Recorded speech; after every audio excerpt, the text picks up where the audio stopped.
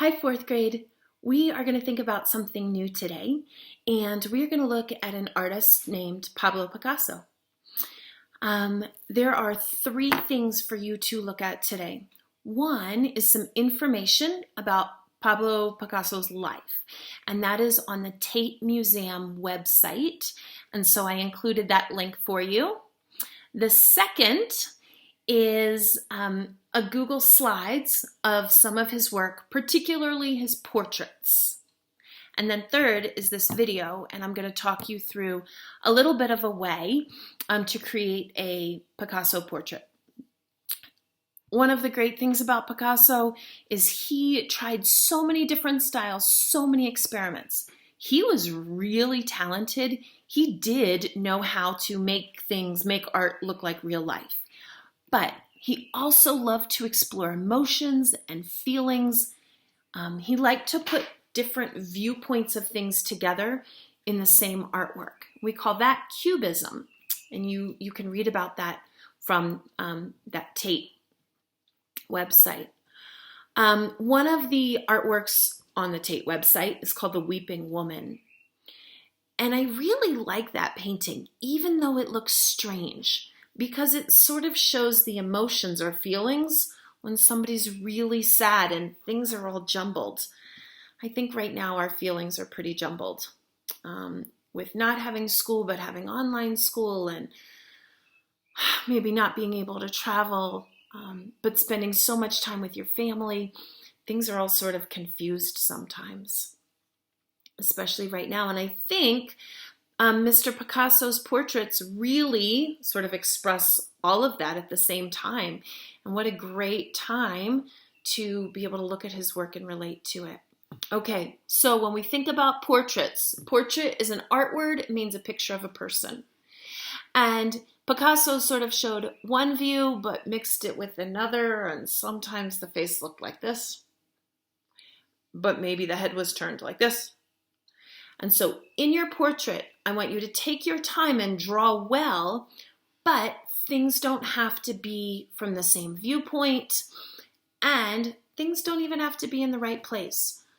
We can still tell from Picasso's portraits that they look like people. They don't look like monsters, but they have a lot of sort of raw feelings, right, expressed there for us to see on the face.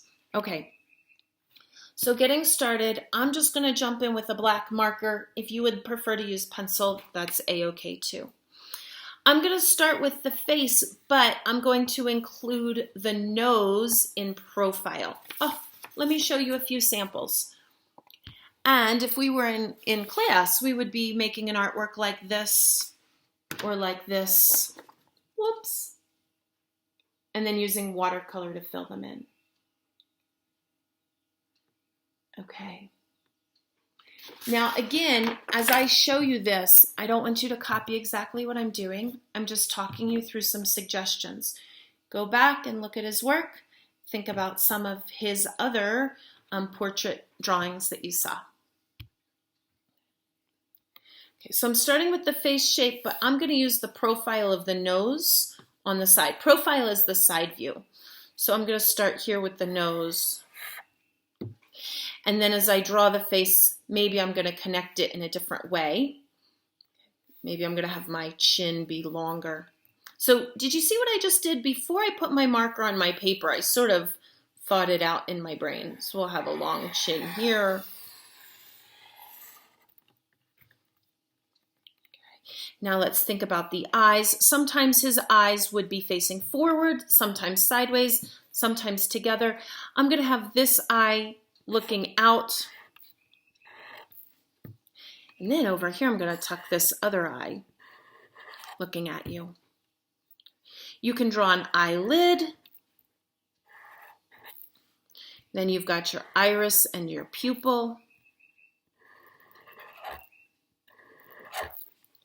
Got my nose here. I'm going to add the squishy skin part of my nose and the nostril, like a raindrop. Then I'm going to make the mouth. And again, maybe if it was a sideways mouth, I would start it over here. If it was a front mouth, a front view mouth, I would start it here. Just sort of start it in the middle. And I'm going to have an open mouth. So there's some happiness here, isn't there? In the way I drew the mouth. But maybe there's some sadness in the way I'm going to draw the eyebrows. I also need ears. And we wouldn't really see the ear on this side, would we? Here's another ear.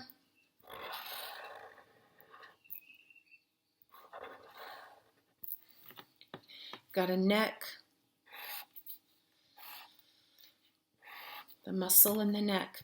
I also need to add some hair. And sometimes Picasso's lines came across and over and overlapped. And again, my hair I'm drawing as a shape. Here's my neck. You could add a hat. You could add some other features if you wanted. You know, in the Weeping Woman, she's got a tissue up to her face. So what I'd like you to do today is I'd like you to do a drawing. And if you want to do a couple different ones and send me a couple pictures, if you want to do a couple practices, that's okay. I think this is a completed drawing. I think it looks like some of Picasso's faces, and I think I could add color to this. And so if you try a few times, send me the photograph of one that sort of looks complete, one that you could add color to, one that shows some different viewpoints of the face. Again, you can add other details. A portrait tends to fill the whole page. So often when we think about a portrait of a person, it's not their whole body. It's just their face. And Picasso really tended to fill the space with the face. Lots of rhymings, all the timings. There's not a lot of background here, is there? So as you're drawing, think about that. Okay, can't wait to see your work.